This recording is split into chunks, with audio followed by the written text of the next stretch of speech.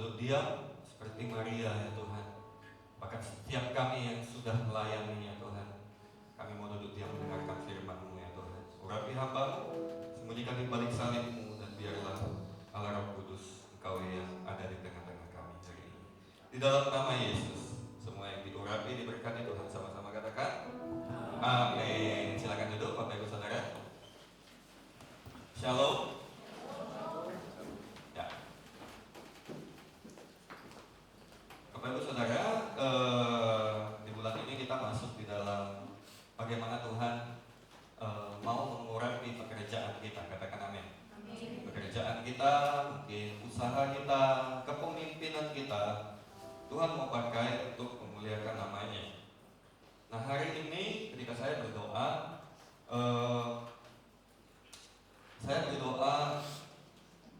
untuk 5 khotbah Bapak Ibu Saudara. Jadi saya mempersiapkan 5 khotbah. Hari ini 2. Minggu depan saya akan berkhotbah di GMS Pematang Siantar. Ya, doakan. Besok saya akan ke Medan mengurus beberapa hal. Dan hari Minggu nanti saya akan berkhotbah di GMS Pematang Siantar, dan minggu depan baru akan pulang.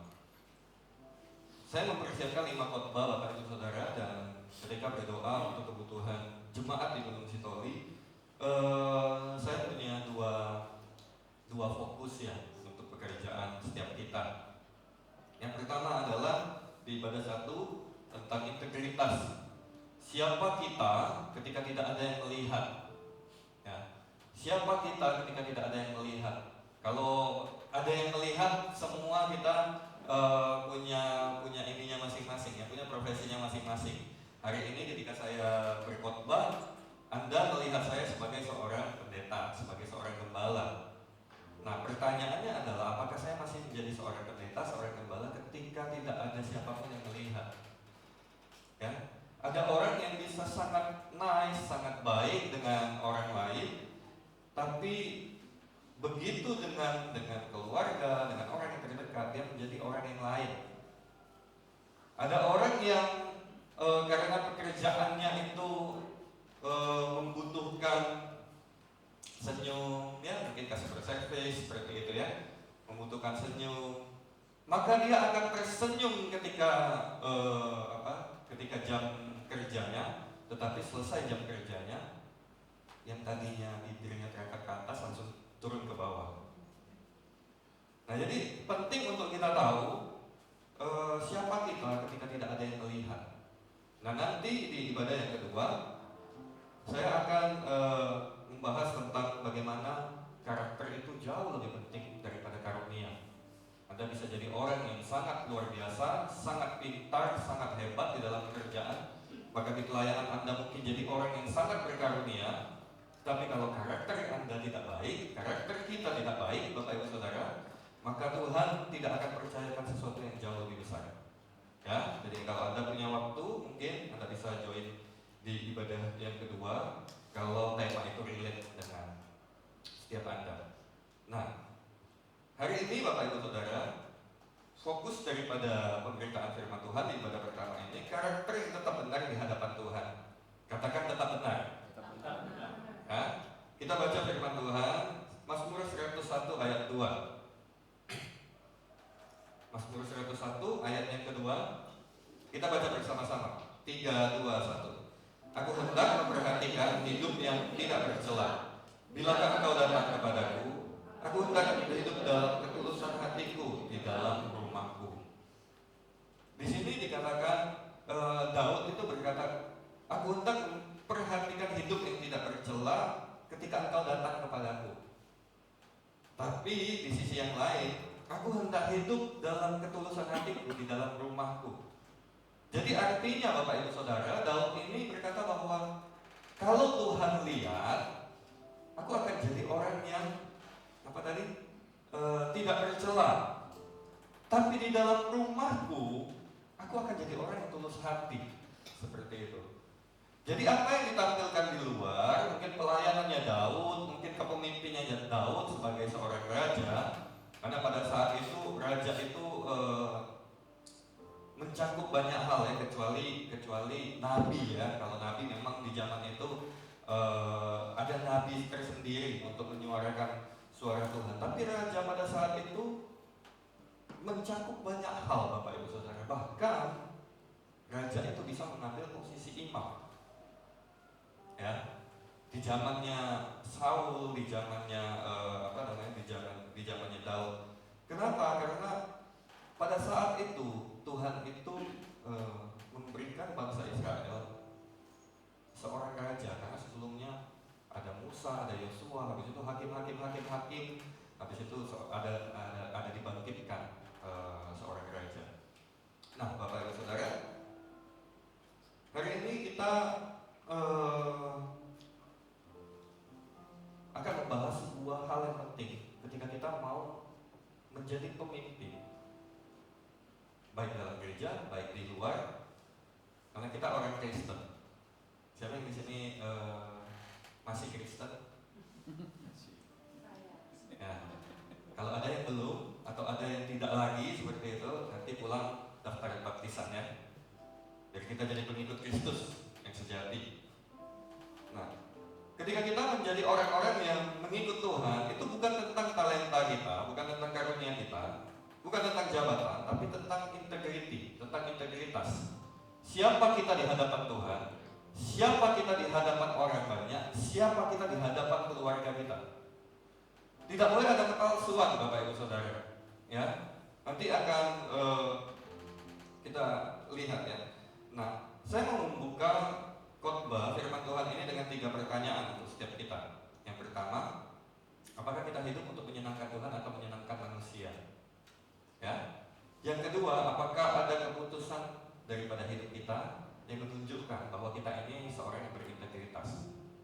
Dan yang ketiga, apakah hari ini kehidupan kita semakin hari menjadi semakin serupa Kristus atau semakin hari semakin meninggalkan Kristus? Ketika jawaban ini, ketika pertanyaan ini Anda simpan di dalam hati, karena Anda sendiri yang tahu jawabannya. Ya. Nah, siapa kita ketika tidak ada seorang pun yang melihat? Itu jauh lebih penting pertanyaan ini, Bapak Ibu Saudara, daripada berapa lama Anda jadi Kristen. Jauh lebih penting daripada pertanyaan berapa lama Anda melayani. Ada orang yang melayani dari kecil, Bapak Ibu Saudara. Ya, bahkan di Eagle Kids, anak umur 6-7 tahun sudah kita latih, sudah kita ajari untuk melayani Tuhan. Seberapa besar gereja kita? Bukan soal itu, Bapak Ibu Saudara. Berapa banyak orang yang mengenal Anda, seberapa tinggi jabatan Anda, bukan soal itu. Karena pada akhirnya Tuhan itu akan melihat sama semuanya. Anda masih ingat perumpamaan tentang orang yang bekerja? Ya, ada yang bekerja dari jam 7 pagi, ada yang bekerja dari jam 10, ada yang jam 12, seperti itu. Bahkan ada yang jam 4 petang, ada yang jam yang cuma 2 jam sebelum bagi gaji, Bapak Ibu Saudara. Tapi pada akhirnya gaji yang dikasih sama. Yang merasa melayani lebih banyak protes, yang merasa kerja lebih banyak protes. Kenapa dia yang kerjanya sedikit, kok gajinya sama, seperti itu. Setiap kita, Bapak Ibu Saudara, nanti ke surga tiketnya sama. Enggak ada yang namanya golden ticket. Kalau Anda ikut pencarian bakat, ada tuh namanya golden ticket, seperti itu. Anda dapat langsung masuk, lolos ke babak berikutnya.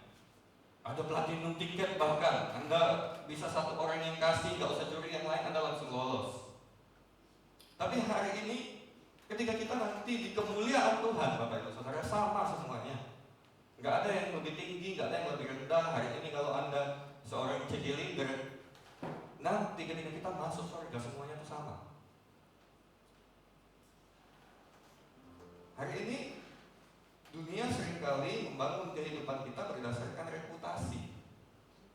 Siapa kita, jabatan kita apa, kita akan dihargai, bla bla bla. Bukan artinya saya mengajarkan Anda kalau ketemu orang yang jabatannya tinggi, misalnya pemimpin di kantor Anda, wah nanti kita di surga juga samanya. Kamu apa? Ya enggak seperti itu ya. Di dunia ada tatanannya, di dunia ada strukturnya. Hormati itu, karena itu juga Tuhan berikan di dalam hidupnya kita. Kalau kita punya pemimpin di atas kita, hormati, baik di dalam gereja, baik di luar, di pekerjaan kita. Tapi apa yang kita bangun hari ini, siapapun kita, yang kita perlu bangun adalah sebuah integritas. Anda bayangkan ya, kemarin saya di Palembang. Anda tahu Palembang ada jembatan yang sangat terkenal ya, jembatan Ampera. Jembatan Ampera itu menurut sejarahnya adalah satu dari dua jembatan yang bisa naik. Banyak jembatan bisa buka seperti ini, Bapak Ibu Saudara ya. Kalau Anda tahu di Amerika, di mana-mana itu bukanya seperti ini. Tapi kalau ada dua buah tiang yang tengahnya jalannya itu bisa naik, itu cuma dua. Satunya itu di Palembang.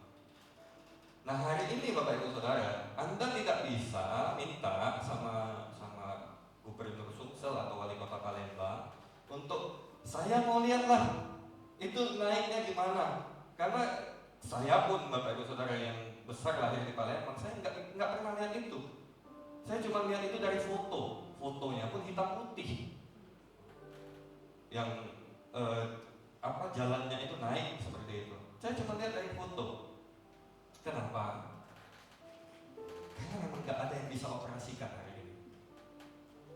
Dan kenapa? Karena sorry to say, orang-orang di Palembang banyak orang yang tidak berintegritas. Bautnya, Bapak Ibu Saudara, kabel-kabelnya, semuanya dicuri. Anda bisa bayangkan naik ke atas itu mungkin 50 meter mungkin. Naik mereka ke atas itu untuk curi spare part yang ada di sana. Kebayang nggak orang mencuri itu untuk apa? Kalau Anda curi motor, ini saya nggak ngomong menganjurkan untuk mencuri ya, enggak ya. Kalau ada seseorang mencuri motor, setelah dia mencuri motornya bisa dipakai, betul nggak? Atau bisa dijual. Ini spare part jembatan yang di dunia cuma ada dua, dan orang yang mengoperasikannya udah nggak ada lagi, diambil Bapak Ibu Saudara. Ya paling banter jadi kiloan. Hari ini ketika kita lihat sebuah jembatan besar, megah, lampu-lampu segala macam, kalau ada bagian-bagian kecil di dalam jembatan itu yang karatan, keropos, atau apapun itu, apa yang terjadi? Apakah dia akan tetap kuat? Seperti jembatan Ampera tadi, kehilangan fungsinya ya. Sebenarnya dia dibuat untuk bisa itu lalu lalang. Kalau misalnya itu masih bisa bergerak naik atas bawah Bapak Ibu Saudara, mungkin kota Palembang akan jadi kota di mana transportasi sungainya sangat maju, karena bisa kapal-kapal besar lewat sana. Nah hari ini karena ada bagian-bagian kecil yang dirusak, bisa berfungsi nggak jembatan itu? Bisa tetap. Tapi bisa berfungsi seperti layaknya dia difungsikan nggak? Nggak bisa. Hidup kita kalau tidak punya integritas sama Bapak Ibu Saudara. Integritas itu hal-hal kecil, bukan hal-hal besar. Integritas itu hal-hal kecil, dimana kalau kita janjian, kita tepati. Kalau kita janjian jamnya sekian, kita akan datang before atau minimal on time lah. Janjian jam 7, datanglah jam 7. Atau lebih baik lagi, datanglah jam 7 kurang 15, bukan 7.15 ya. 7 kurang 15, seperti itu. Kehidupan kita ini banyak orang yang terlihat kuat, banyak orang yang terlihat baik semuanya, tetapi Tuhan melihat apa yang tidak dilihat manusia, dan itulah integritas ya. Nah integritas itu apa? Integritas itu artinya adalah utuh, tidak terbagi, tidak tercela ya. Satu kesatuan Bapak Ibu Saudara. Artinya kalau kita seorang manusia yang punya integritas, pribadi yang punya integritas, pribadi kita itu sama dimanapun kita berada. Mau di gereja, mau di kantor, mau di rumah, kita menjadi pribadi yang sama. Kita tidak menjadi Power Ranger Bapak Ibu Saudara. Power Ranger itu kan hebat kalau ketemu musuh, berubah dia. Power Ranger apapun lah semuanya. Kita nggak menjadi orang yang seperti itu Bapak Ibu Saudara. Kalau misalnya ketemu dengan klien, wah kita menjadi orang yang sangat baik, kita bisa praktek tapi dengan keluarga pelitnya setengah mati. Kalau kita ketemu dengan orang mungkin yang mungkin kalau untuk yang single ya, kita ketemu orang yang kita sukai, luar biasa royalnya seperti itu, tapi kalau di rumah sama orang tua sendiri marah-marah, itu berarti kita, maaf ya, mungkin kita belum seberintegritas itu. Apa yang kita tampilkan di ruang umum itu sama dengan apa yang kita tampilkan di ranah pribadinya kita. Ya. Nah, ayat yang tadi kita baca adalah komitmennya Daud. Daud itu berkata, aku hendak hidup di dalam ketulusan hatiku, di dalam rumahku. Daud tidak berkata, aku hendak hidup benar di istana. Daud tidak berkata, aku mau hidup benar, aku mau terlihat hebat di depan rakyatku. Ini sama seperti Yosua di bulan lalu, di minggu yang pertama, kalau Anda masih ingat, Yosua itu berkata di hadapan bangsa Israel, pilihlah semua Allah apapun yang menurut kamu baik, tapi aku dan seisi rumahku kami akan beribadah kepada Allah. Ini sama dengan apa yang disampaikan oleh Daud, Bapak Ibu Saudara. Aku hendak memperhatikan hidup yang tidak bercela bila mana engkau datang kepadaku. Kalau Tuhan datang, Dia mau hidupnya itu didapati tidak bercela. Ya, saya ingin ini jadi kerinduan setiap kita, katakan amin. Tapi yang nomor 2 ini juga penting, Bapak Ibu Saudara. Aku hendak hidup di dalam ketulusan hatiku, di dalam rumahku. Jadi apa yang kita tampilkan di rumah tak boleh beda. Saya bisa marah, Bapak Ibu Saudara. Saya bisa marah. Saya kalau di rumah, saya bisa jadi orang yang dalam tanda kutip cukup tegas. Anda mau lihat saya menjadi orang yang tegas? Ya. Beberapa dari Anda pernah lihat saya marahin anak saya. Tidak dengan cara memukul, menghajar, semuanya enggak. Tapi saya akan ngomong dengan keras kalau misalnya anak saya melakukan sesuatu yang dalam tanda kutip ya, yang berulang dia lakukan yang saya sudah ngomong. Saya tidak akan sembunyikan itu, saya akan dengan tegas ngomong, walaupun di depan Anda. Tapi di luar itu saya akan kembali memberikan kasih kepada dia. Hari ini Bapak Ibu Saudara, Daud memahami satu prinsip dasar, yaitu kalau seseorang tidak benar di rumahnya, ia tidak akan pernah benar di luar. Makanya Daud itu ngomong, kalau aku menghadap Allah, aku mau didapati tidak bercela, tapi aku mau jadi orang yang tulus hati di dalam rumahku. Ya. Rumah adalah tempat di mana karakter kita diuji. Rumah adalah tempat di mana karakter topeng kita dilepaskan. Jubah kita yang kita bawa kemana-mana, mungkin jabatan, pekerjaan, semuanya. Bahkan misalnya saya sebagai seorang gembala, sebagai seorang pendeta, ketika selesai berkhotbah, Bapak Ibu Saudara, masuk ke dalam mobil, saya itu sudah menjadi seorang suami dan seorang ayah. Rumah adalah tempat di mana integritas itu terlihat. Ya, poin yang pertama, integritas selalu dimulai dari kehidupan pribadi. Katakan kehidupan pribadi. Ya. Daud itu memulai dari rumah, Bapak Ibu Saudara, bukan dari istana.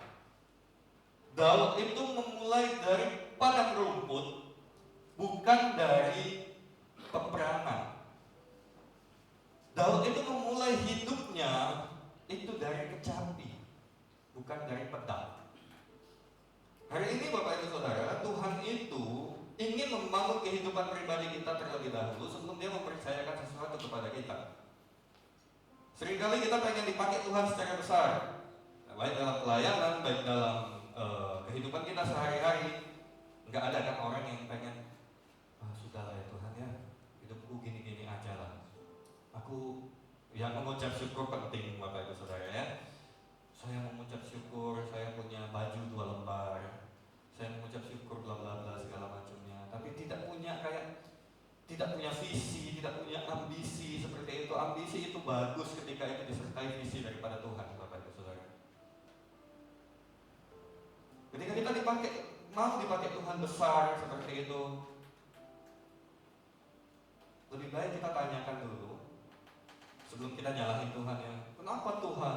Kenapa orang ini lebih ini? Kenapa orang ini bla bla bla segala macam? Lebih baik kita tanya kepada diri kita sendiri. Yang pertama, kehidupan doamu seperti apa? Bagaimana cara memperlakukan pasangan atau anak-anak mungkin ya? Bagaimana perkataan kita terhadap anak-anak? Apakah terlalu banyak perkataan yang melukai? Atau mungkin bagi anak-anak yang di tempat ini, apakah Anda terlalu banyak dilukai sehingga Anda pahit hati? Apakah Anda tetap jujur ketika tidak ada yang memeriksa?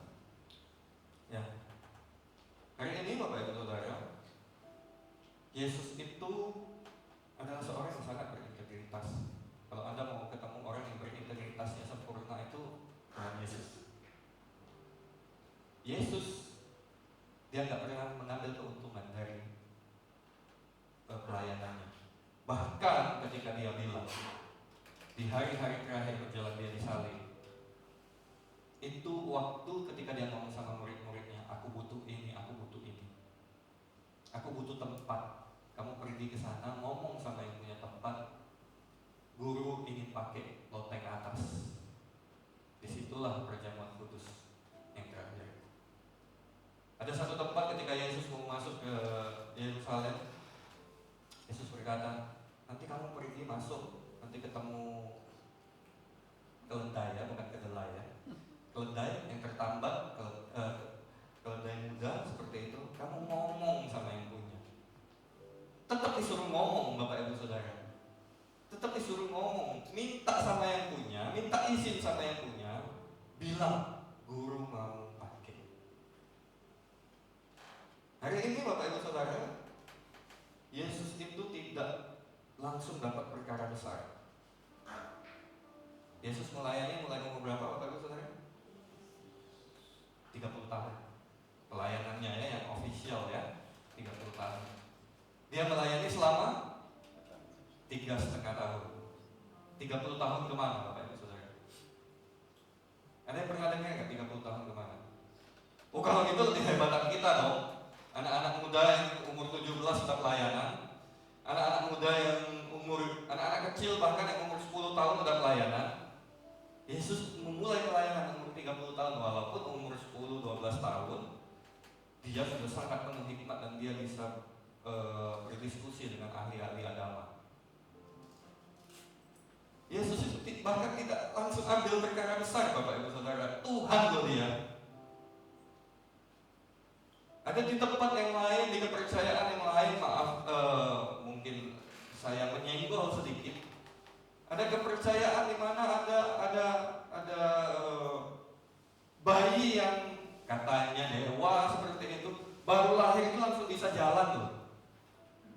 Menurut kepercayaan yang di sana, langsung bisa jalan, dan ketika dia berjalan ada harum wangi semerbak seperti itu. Yesus tidak lakukan itu Bapak Ibu Saudara. Yesus mulainya dari apa? Dari perkara kecil.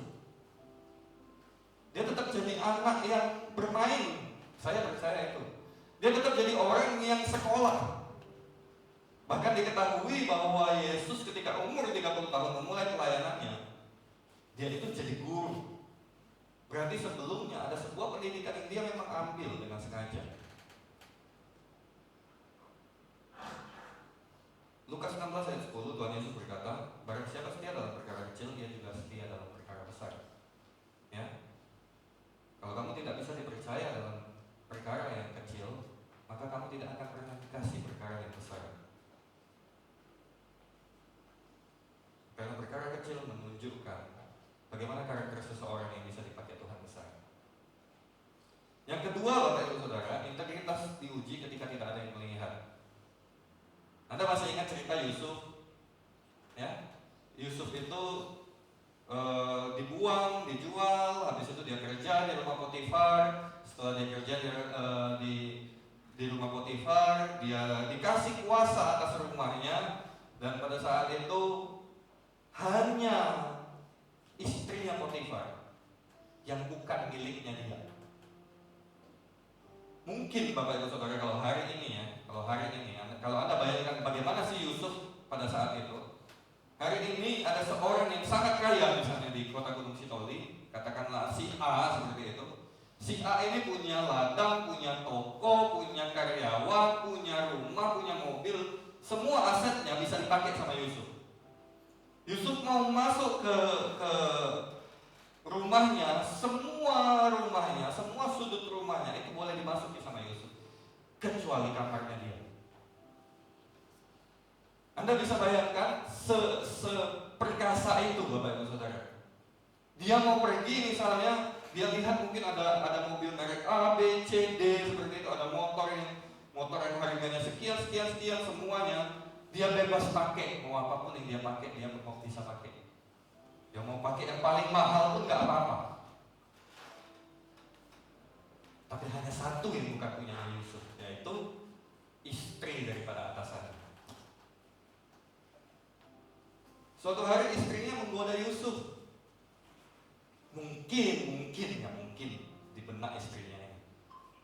Saya nggak tahu Yusuf itu seganteng apa Bapak Ibu Saudara ya. Mungkin Yusuf ini lebih ganteng daripada suaminya. Mungkin ya. Dia coba goda. Kenapa? Karena kalaupun dia dapatkan Yusuf, toh semuanya kan punyanya dia sendiri. Yang perlu mereka lakukan dua orang ini hanya jangan sampai ketahuan sama satu orang. Bahkan mungkin, Bapak Ibu Saudara, mungkin ya, saya punya keyakinan semua orang yang kerja di rumah itu mungkin lebih taat sama Yusuf daripada sama Potifar. Mungkin. Karena seberpengaruh itu Yusuf, karena semilitan itu, karena sedekat itu dia sama Tuhan. Ketika istri Potifar mau menggoda Yusuf, yang pertama, suaminya nggak ada, Potifarnya nggak ada. Oke? Yang kedua, Yusuf lajang, ya, dan dia pria normal, Bapak Ibu Saudara ya. Akhirnya kan di ujungnya itu dia punya anak, seperti itu. Yang ketiga, nggak ada saksi. Seberapa daripada kita kuat, Bapak Ibu Saudara? Wah, ini semuanya sudah ini. Tinggal satu lagi nih mahkota belum saya dapatkan.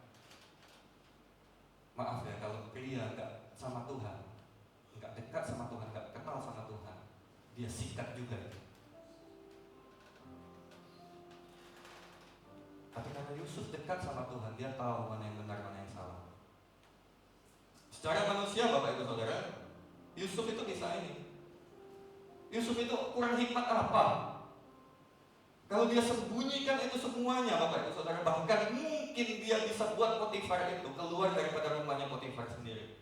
Mungkin ya.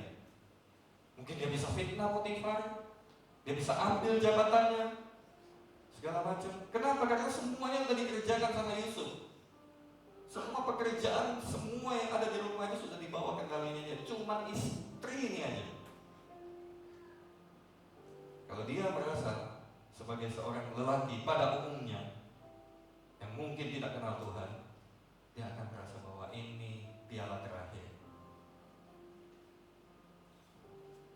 Tapi jawaban Yusuf luar biasa, Bapak Ibu Saudara. Nggak bisa buka, nggak bisa baca ya. Di Kejadian 39 ayat 9.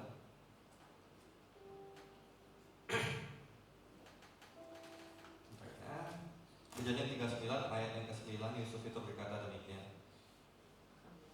Bahkan di rumah ini tidak ada yang lebih besar kuasanya daripadaku. Anda bayangkan, di rumah ini tidak ada yang lebih besar kuasanya daripadaku. Bahkan mungkin Potifar sendiri itu menyerahkan kuasanya kepada Yusuf. Dan tidak ada yang diserahkan kepadaku selain daripada engkau, sebab engkau istrinya. Bagaimana engkau mungkin aku melakukan kejahatan yang besar ini? Kejahatannya besar, Bapak Ibu Saudara ya. Berzina, selingkuh, segala macam ya, itu kejahatan yang besar. Dan berbuat dosa kepada Allah.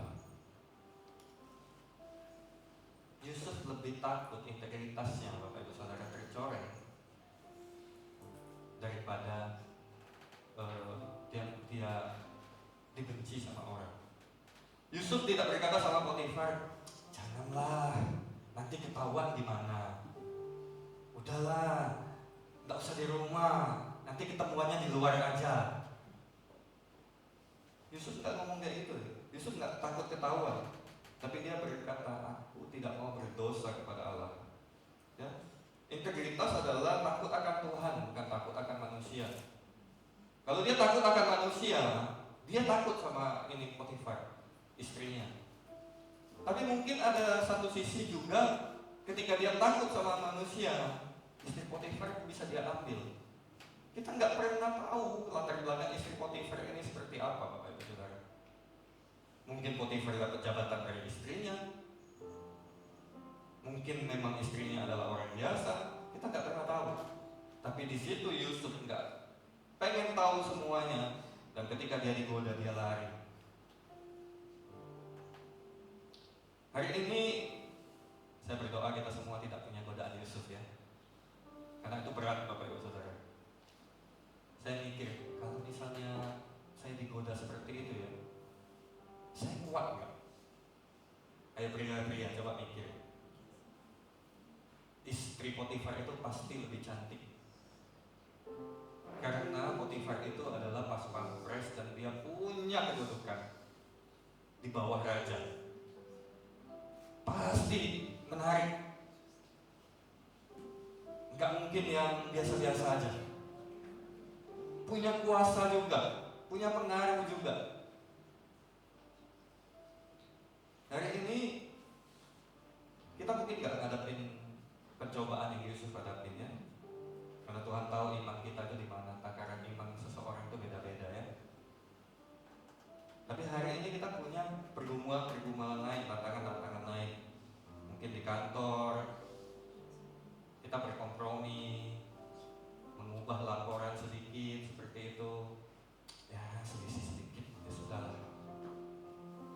Ambil sedikit nggak ketahuan. Anda pernah dengar satu kisah? Saya lupa itu bank di Indonesia atau di mana.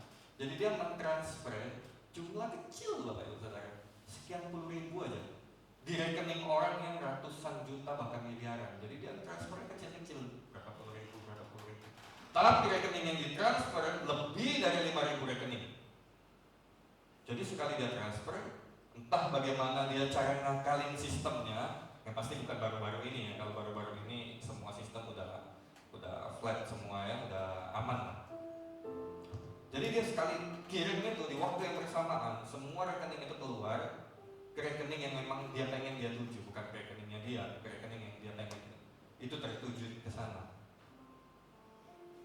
Anda bayangkan Bapak Ibu Saudara, nggak ada yang tahu, karena rekeningnya itu rekening yang besar, luar biasa besar. Siapa yang ngecekin kalau Anda punya tabungan yang nolnya mungkin 10 seperti itu, hilang nolnya 4, kan nggak kerasa, benar ya? Kadang kita aja dengan uang receh di dalam mobil mungkin, di motor, di bawah motor seperti itu. Saya pernah Bapak Ibu Saudara satu kali saya ngumpulin uang receh. Semua uang receh yang ada di mobil lah, di lemari, di laci, semua saya kumpul, bisa untuk belanja 1 minggu. Karena nggak sepenting itu ternyata uang itu. Uang 1.000 kan, kita taruhnya sembarang kan biasanya. Taruhnya di mana? Di mobil kayak di mana segala macam. Terus ketika dikumpulin bisa untuk belanja mingguan bisa. Hari ini integritas kita itu ketika kecil-kecil seperti itu, apakah kita punya ide nih, kita punya bisa nih, kita punya celah nih, kita ambil nggak? Atau melihat sesuatu yang tidak menyenangkan hati Tuhan. Hari-hari ini Bapak Ibu Saudara, sorry to say ya, pemerintah itu sudah sangat baik untuk ngeblok judi online, pornografi dan lain-lain. Kita perlu apresiasi untuk itu. Tapi hari ini Bapak Ibu Saudara, pornografi itu masuk ke Instagram, pornografi itu masuk ke Facebook, masuk ke media sosialnya kita. Hari ini saya ketika swipe reels, saya ada kayak gitu, saya langsung not interest. Kita not interest sebanyak apapun tetap aja masuk Bapak Ibu Saudara. Entah di TikTok yang joget-joget lah, apa semua. Jadi hari ini Bapak Ibu Saudara, saya itu kalau ketemu konten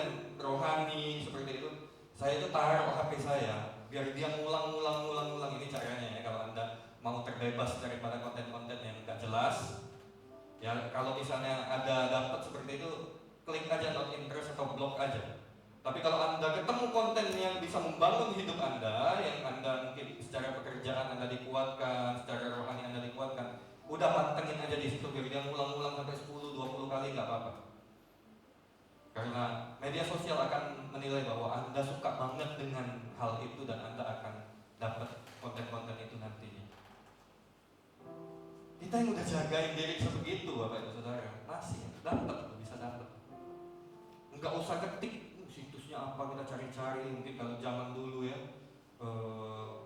mau akses sesuatu yang nggak benar kita harus cari semuanya. Hari ini datang sendiri sesuatu yang nggak benar. Anda lagi nonton YouTube, tiba-tiba iklannya apa ini, ada Zeus lah, ada apalah. Itu bukan cerita mitologi Yunani, Bapak Ibu Saudara. Itu judi online, jangan sekali-sekali Anda buka. Ya. Kalau ada Zeus-Zeusnya seperti itu bukan cerita dongeng Yunani, bukan. Berkata berbeda di depan orang untuk mendapat keuntungan, seperti itu. Menampilkan kehidupan rohani di media sosial, tetapi di kehidupan nyatanya nggak ada rohani-rohaninya. Hari ini, mari kita bangun dengan keputusan kecil setiap hari ya. Saya tadi pagi sebelum berangkat ke sini, saya itu upload di story, Bapak Ibu Saudara, story WA, Instagram, Facebook kan bisa nge-link kan, bisa sama semua. Saya tuh nge-post gini, yuk beribadah, jangan skip ibadah demi nonton Piala Dunia. Karena di jam ini Bapak Ibu Saudara ada pertandingan Piala Dunia. Skornya berapa?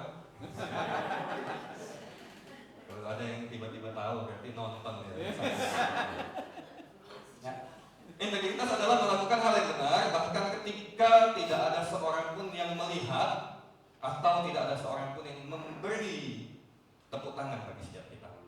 Integritas itu sesuatu hal yang kita lakukan di dalam kesendirian, kesunyian, Bapak Ibu Saudara. Yang ketiga, integritas selalu memiliki harga. Ya, ketika kita memilih untuk menjadi orang yang berintegritas, kita itu perlu bayar harga, dan kadang-kadang harganya itu mahal sekali. Yusuf itu memilih Tuhan daripada kesempatan. Ya, dia masih muda, jauh dari keluarga, nggak ada yang kenal dia. Kalau dia mau melakukan dosa, Bapak Ibu Saudara, wah sudahlah. Gak ada yang kenal kok. Gak ada yang tahu dia orang Nias atau orang mana. Dia di luar kota jauh.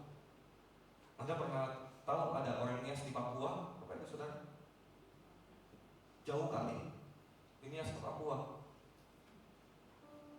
Dan salah satu dulu jemaat polisi, dia dari Papua. Ternyata orang Nias. Sekarang balik lagi ke Papua, dinas lagi. Di sana nggak ada yang kenal dia, nggak ada yang tahu keluarganya di mana. Dia mau melakukan apa, tapi karena dia bisa jaga hidupnya, dia bisa dipakai Tuhan. Ya? Hari ini Bapak Ibu Saudara, apa yang terjadi setelah Yusuf itu memilih sesuatu yang benar? Apakah ketika dia, saya tidak mau sama keluarga Potifar, tiba-tiba saya tidak mau dengan ibu Potifar. Tiba-tiba dia lari seperti itu, dia lari ke depan, lalu di depan di halaman rumahnya ada Fir'aun lagi jalan-jalan seperti itu, lalu ketemu, lalu dia bilang, kenapa kamu? Oh, ini tadi saya digoda, bla bla segala macam. Oh, baik sekali perbuatanmu. Ikut aku, kamu akan menjadikan orang kepercayaanku. Yusuf kan tidak langsung dapat itu, Bapak Ibu Saudara. Keluar dari rumah tante Potifar itu, dia masuk penjara, difitnah. Karena dia ngomong sama Potifar, ini orang yang kau percaya ini mau melecehkan aku. Buktinya ini, bajunya, jubahnya ada di kamar. Yusuf masuk penjara, Bapak Ibu Saudara. Di penjara dia dipercaya lagi. Dia ngomong lagi sama orang, kamu nanti kalau ketemu Fir'aun, ngomong sama Fir'aun ya, kalau aku ada di penjara, aku yang menafsirkan mimpi ini sama kamu. Setelah saya lupa juru makan atau juru minum yang diselamatkan hidupnya karena penafsiran mimpi daripada Yusuf, apakah dia langsung ngomong sama Firaun, "Bapak Firaun, tahu nggak sebelum Anda lakukan ini, ada satu orang muda yang dia itu sudah ngomong duluan." Enggak, Bapak Ibu Saudara. Yusuf pun dilupakan. Harga yang harus dibayar Yusuf adalah pengkhianatan, kekecewaan, dilupakan. Beberapa tahun kemudian Firaun dapat mimpi, barulah ingat orang ini. Oh, mungkin bisa tanya sama si ini. Sometimes Bapak Ibu Saudara, hidup kita tetaplah berbuah, Bapak Ibu Saudara. Gak usah mikirin, oh kalau saya tolong orang ini nanti di masa depan dia akan tolong saya. Gak usah mikirin, Bapak Ibu Saudara. Ada satu orang pernah ngomong sama saya itu sakit hati. Kenapa? Ada satu orang, saya sekolahkan dia dari kecil tinggal sama saya. Dia masih keluarga jauh, kerabat jauh, tinggal sama saya kasih sekolah, saya cari channel, dia bisa kuliah, dia bisa kerja, bla bla bla. Hari ini lewat di depan rumah pun nggak nengok lagi karena sudah pakai mobil besar. Saya bilang sama bapak itu, ketika kamu sekolahkan anak ini, motivasinya apa? Pengen dia berhasil kan? Iya, ini dia sudah berhasil, mengucap syukurlah, bilang. Tapi kan harusnya dia balas budi lah, apalah. Sekarang saya nggak punya apa-apa, sekarang saya sakit-sakitan. Ya sudahlah. Apa yang kita harap dari sesuatu yang kita bantu sama orang? Kalau kita berharap seperti itu, Bapak Ibu Saudara, suatu kali ada orang yang akan membantu Anda.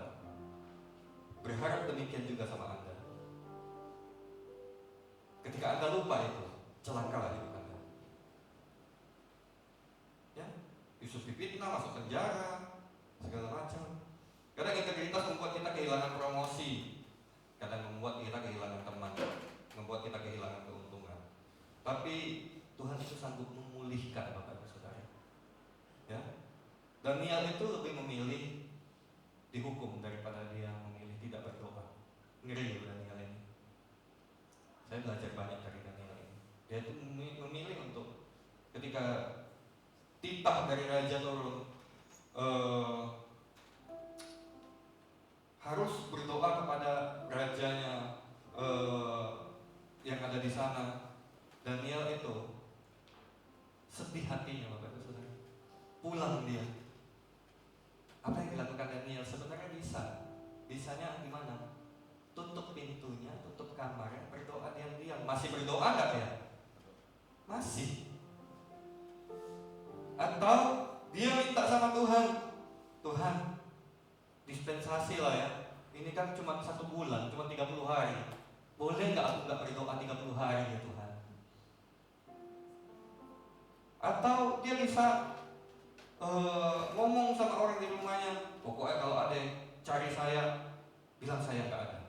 Tapi apa yang dilakukan Daniel? Dia buka jendelanya dan dia berdoa seperti biasanya dia berdoa. Kali ini kalau Anda tidak berdoa, jangan seperti biasanya Anda tidak berdoa. Ya, bertobatlah. Lakukan apa yang dilakukan Daniel. Tuhan itu pada akhirnya menutup mulut singa. Ya. Yusuf masuk penjara, Daniel masuk gua singa, kehilangan kenyamanan, kehilangan kesempatan, kehilangan semuanya, Bapak Ibu Saudara. Tapi Tuhan menyertai mereka. Mereka tidak kekurangan suatu apapun. Poin yang keempat, Tuhan mempercayakan lebih banyak kepada orang yang berintegritas. Di akhir cerita Yusuf, di akhir cerita Daniel, kita tahu Bapak Ibu Saudara, Yusuf menjadi penguasa Mesir. Daniel menjadi penasihat dari beberapa raja. Apakah karena mereka paling pintar? Apakah karena mereka paling berpengalaman? Bapak Ibu Saudara, belum tentu. Berhikmat dari Tuhan ya. Tapi di zaman itu Mesir dan Persia itu pusat peradaban, Bapak Ibu Saudara. Kalau Anda mau bayangkan Mesir dan Persia di zaman itu mungkin Amerika dan China di zaman ini. Di situ banyak sekali orang pintar, di situ banyak sekali teknologi yang baru ada di negara itu. Dan saya percaya banyak orang pintar, banyak orang berpengaruh, banyak orang yang melampaui zaman sebenarnya. Selain daripada Yusuf dan Daniel. Mereka juga orang asing, Bapak Ibu Saudara. Yusuf dan Daniel bukan orang negeri itu. Yusuf bukan orang Mesir, Daniel bukan orang Persia. Tapi Tuhan mencari orang yang dapat dipercaya. Katakan dapat dipercaya. Setiap ilmu kita bisa pelajari, Bapak Ibu Saudara. Setiap apa yang kita butuhkan di dunia ini, mengenai ilmu, mengenai apa, kita bisa pelajari. Hari ini Anda ada banyak, Bapak Ibu Saudara ya. Ada banyak orang. Kalau sakit itu nggak perlu dokter hari ini. Belajar sendiri. Cari di Google. Kalau sakit ini obatnya apa? Hari ini banyak apoteker merangkap dokter. Kita nggak usah ke dokter lagi, nggak usah bayar jasa dokter, langsung minta obat sama apoteker. Hari ini kalau Anda mau mendapatkan sebuah pengetahuan, Anda bisa dapatkan dari manapun. Ada ChatGPT lah, AI semuanya. Tapi hari ini Bapak Ibu Saudara, ketika Anda bisa mempelajari segala sesuatu, Anda nggak bisa pelajari karakter orang. Anda nggak bisa pelajari bagaimana sesuatu hal mengubah karakter Anda, membuat Anda bertumbuh. Karena perjalanan hidup, pergumulan hidup seorang dan yang lain berbeda. Saya nggak bisa samakan pergumulan saya dengan pergumulan Anda. Mungkin saya nggak kuat kalau ditempatkan di pergumulan Anda, dan sebaliknya Anda mungkin tidak kuat kalau ditempatkan di pergumulannya saya. Kita punya bagiannya masing-masing, Bapak Ibu Saudara. Yang perlu adalah kita perlu Tuhan di dalam setiap langkahnya kita. Katakan amin.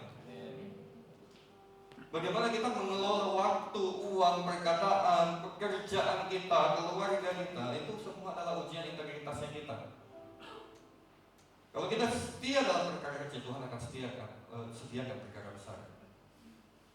Hari ini Bapak Ibu Saudara, mari kita tanya diri kita. Dalam pekerjaan kita, apakah kita tetap menjadi orang yang jujur ketika kita tidak diawasi? Di dalam pelayanan, setiap kita yang melayani, apakah kita melayani untuk Tuhan, ataukah kita melayani untuk dilihat manusia? Di dalam keluarga, apakah anak-anak kita melihat apa pribadi kita yang sama dengan seperti yang dilihat oleh orang di luar? Ada banyak orang, Bapak Ibu Saudara, sangat menyeramkan di rumah, tapi sangat nice di luar. Di dalam keuangan, apakah kita mengelola berkat Tuhan dengan benar? Di dalam dunia digital kita, di HP kita, apakah kita memperlakukan HP kita dengan benar, dengan kudus? Hari ini integritas diuji melalui layar yang tidak dilihat orang lain. Ya? Tapi Anda percaya nggak Tuhan bisa lihat? Kalau hari ini Anda merasa HP Anda canggih, Anda bisa sembunyikan semua hal-hal yang dosa semuanya, Tuhan jauh lebih canggih, Bapak Ibu Saudara. Ya, poin yang terakhir, integritas adalah warisan yang lebih berharga daripada kesuksesan. Ketika kehidupan kita berakhir, Bapak Ibu Saudara, orang nggak akan ingat berapa banyak uang yang kita miliki. Bahkan yang tadi yang saya cerita tadi, orangnya masih hidup loh, belum meninggal, lewat di depan rumahnya, klakson pun enggak. Tidak akan banyak orang yang ingat jabatan kita, prestasi kita, bagaimana kita hidup, Bapak Ibu Saudara. Warisan terbesar bukanlah harta, warisan terbesar adalah bagaimana karakter kita dibangun di dalam Tuhan. Hari ini Bapak Ibu Saudara, ada seorang yang tadi kita baca ayatnya itu, seorang yang luar biasa, dia pengen sama di hadapan Tuhan dan di hadapan keluarganya. Tapi hari ini dia juga gagal. Orang itu namanya Daud. Dia gagal, Bapak Ibu Saudara. Dia tidak menjaga integritasnya di area seksual. Dia gagal. Akibatnya sangat besar, dosanya diampuni karena dia berbalik kepada Tuhan. Tapi ada konsekuensi. Konsekuensinya ada, keluarganya mengalami luka. Lukanya sangat luar biasa. Anak-anaknya saling bunuh, saling memperkosa satu dengan yang lain. Anda bayangkan, seorang yang seperti Daud, anak-anaknya hancur. Kenapa? Karena dia tidak bisa jaga integritasnya dia. Hal ini mengajarkan kita, Bapak Ibu Saudara, kasih karunia tetap ada di dalam hidup kita. Kalau hari ini Anda bertobat, Tuhan akan ampuni. Tuhan itu nggak pernah bersyarat sama kita. tapi ada konsekuensi-konsekuensi tertentu. Kalau memang itu dari kesalahan kita, Anda harus hadapilah bersama dengan Tuhan. Katakan amin. Ya. Hari ini bisa nggak kita menjadi orang yang tetap benar walaupun kita harus rugi? Mungkin ini lebih relate dengan pedagangnya. Kita tetap benar walaupun kita mungkin akan rugi. Jangan percaya sama orang yang berjualan dan ngomong ini harga modal loh, saudara. Gak ada itu. Ya mungkin modal, tapi modal sudah 4 bulan yang lalu nggak laku-laku, hampir expired, dia jual modal mungkin lah, hanya untuk keluar barang seperti itu. Bisa nggak kita tetap rendah hati ketika kita berhasil di apapun itu? Kan jadi tetap orang yang rendah hati. Dan bisa nggak kita tetap setia dalam perkara kecil walaupun kita dipakai Tuhan besar? Kalau kita bisa aplikasikan 3 hal ini, saya percaya Tuhan akan memberkati setiap aspek hidup kita. Ya, mari kita bangkit berdiri, Bapak Ibu Saudara. Firman Tuhan sudah selesai.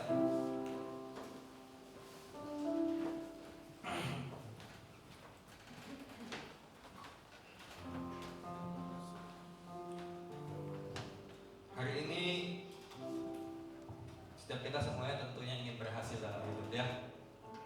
Dalam sekolah, dalam pekerjaan kita. Tapi pertanyaan yang lebih penting adalah, kita mau nggak hidup dengan hati yang bersih di hadapan Tuhan? Kita mau nggak hidup jadi orang yang berintegritas? Ketika kita di sekolah mungkin kita jadi orang yang berintegritas. Kita tidak jadi orang yang menyontek. Ketika kita di pekerjaan, kita jadi orang yang lurus melakukan semua job desk-nya kita.